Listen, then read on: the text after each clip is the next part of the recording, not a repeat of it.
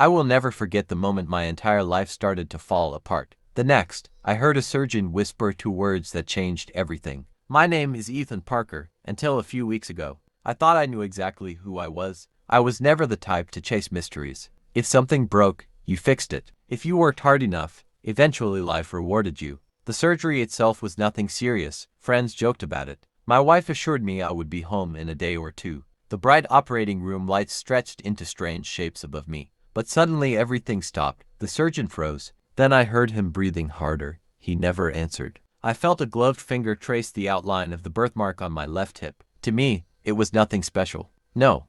The surgeon had dropped his scalpel. Someone called for another doctor. A different surgeon had completed the procedure. The first thing I asked was what happened in the operating room. Then it disappeared. The explanation sounded rehearsed. The problem was I had no idea what. The surgeon had looked terrified. 1 second. I was lying on an operating table waiting for a routine surgery. Even now, those words still echo in my head. I thought my story was simple. I liked facts, logic, clear answers. At 38 years old, I believed I had finally figured things out. Just a gallbladder removal. As the anesthesia started working, everything became blurry. Then I felt someone pull back part of my hospital gown. I could sense it even through the haze. Someone asked if everything was okay. I had carried that mark my entire life. To him, it was everything. Then came the whisper. Suddenly people were shouting. And then everything went black. My wife, Olivia, sat beside my bed scrolling through her phone. She told me the original surgeon had a scheduling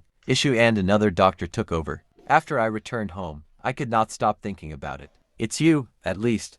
That is the name I have carried for most of my life. I grew up in foster care, worked harder than everyone around me, built a successful business, and created a stable life from absolutely nothing. Then I ended up in a hospital. Everyone told me it was routine. Voices sounded distant. A normal pre-surgery check. A few seconds passed. Instead, he leaned closer. It was dark and oddly shaped, almost like a bird spreading its wings. It's you. Nurses rushed around the room. When I woke up hours later, my surgery was finished. For a split second, something strange crossed her face. Wrong, his voice cracked. A metallic crash echoed through the room. As something hit the floor, I knew she was hiding something. Not confused, not surprised, terrified, and the words he used kept replaying in my mind. It's you, not who are you, not I know you. It's you, as if he had been searching for someone, as if he had just found a ghost. 3 days later, while recovering on the couch, I started investigating. The surgeon was a famous doctor named William Grant. He had spent decades building one of the most respected careers in Chicago medicine. Nothing unusual there. But while reading articles about him, I found information about his wife. And that was when things became strange. His wife came from one of the wealthiest families in the city. I dug deeper. Old photographs, charity events, fundraisers, social gatherings. Then I found a picture that made my blood run cold. In the background of a 15-year-old charity event stood my wife, standing beside a wealthy businessman connected to the surgeon's family. The image was old, very old, but there was no mistake. Olivia knew these people. She had known them for years. Yet during our entire marriage, she had never mentioned any connection.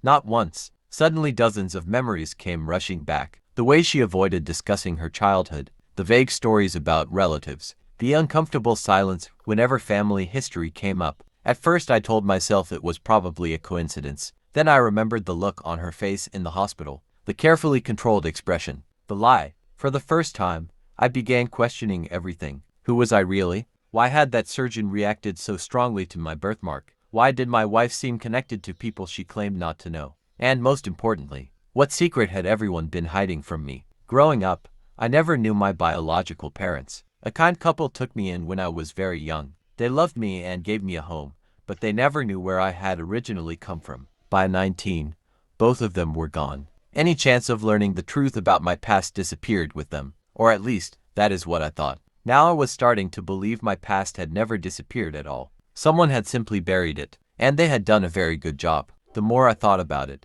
the more one possibility haunted me. What if the surgeon recognized me because he had seen me before? Not recently. Decades ago, back when I was a baby. The idea sounded impossible, crazy, yet nothing else made sense. That night, I barely slept. I stared at the ceiling while Olivia slept beside me. Questions kept circling through my head. What if my entire life had been built on a lie? What if my name was not really mine? What if someone had spent nearly 40 years making sure I never discovered the truth? For the first time in my life, I was afraid of the answers, but I was even more afraid of never finding them. So I made a decision. No matter where the truth led, no matter who it exposed, I was going to uncover it. Because somewhere out there was a secret powerful enough to make a respected surgeon drop his scalpel and stare at me like I had returned from the dead. And deep down, I knew one thing. That moment in the operating room was not the beginning of the story. It was the moment the story finally started coming back to life.